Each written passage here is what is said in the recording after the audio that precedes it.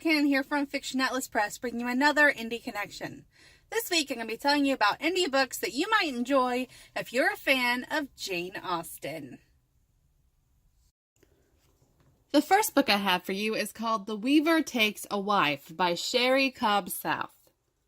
Haughty Lady Helen Radney is one of London's most beautiful women and the daughter of a duke, but her sharp tongue has frightened away most of her suitors. When her father gambles away his fortune, the Duke's only chance for recouping his losses lies in marrying off Lady Helen to any man wealthy enough to take a bride with nothing to recommend her but a lovely face and an 800-year-old pedigree. Enter Mr. Ethan Grundy, once an illegitimate workhouse orphan, now owner of a Lancashire textile mill and one of England's richest men. When he glimpses Lady Helen at Covent Garden Theatre, he is instantly smitten and vows to marry her. But this commonest of commoners will have his work cut out for him if he hopes to win the heart of his aristocratic bride. The second book I have for you is called Cake and Courtship, Mr. Bennet's Memoirs, Book 1. This is by Mark Brownlow. When John Barton falls in love with the elusive Anne Hayter, there is only one man he can turn to for advice.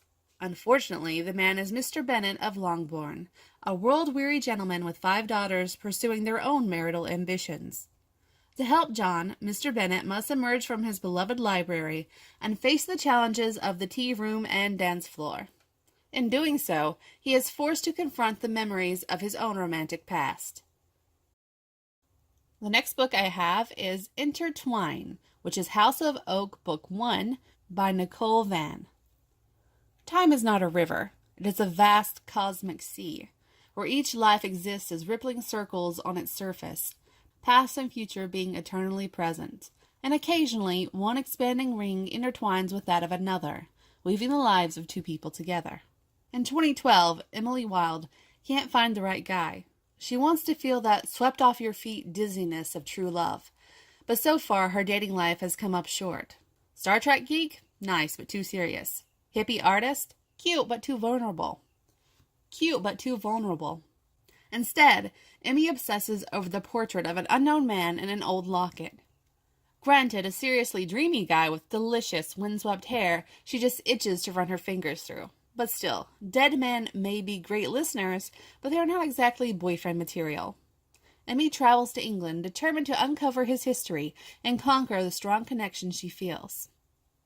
In 1812, James Knight has given up on finding the right woman. All he wants is someone to share his love of adventure. Instead, his life has become a Shakespearean drama. His brother languishes in a tragic, star-crossed romance. His beloved sister clings to life, slowly dying of consumption. But then he finds a beautiful mystery woman, dripping wet and half dead beneath a tree on his estate. Now, if he can uncover her history, perhaps adventure and romance will find him at last. And the last book I have for you is called Night at the Opera, An American Heiress by Stacey Henrie.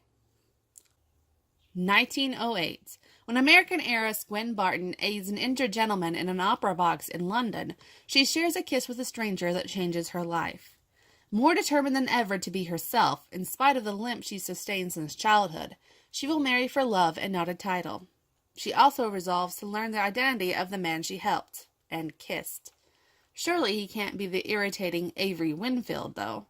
But as circumstances continue to throw Gwen and Avery together, she begins to wonder if there is more to this man than she first thought. While most of London only knows him as the nephew of a duke, Avery Winfield is actually working for the Secret Service Bureau to ferret out German spies from among the ton. It's a profession that gives him purpose and a reason to remain a bachelor. But the more he interacts with Gwen Barton, an heiress from America, the more he begins to question his plans and neglected faith. Then he learns Gwen is the young lady from the opera box who helped him. Now his most important mission may have nothing to do with saving Britain from danger, and everything to do with risking his heart for the woman he met that night at the opera. Okay, that's all I have for you this week. I'll see you next week on The Indie Connection. Bye.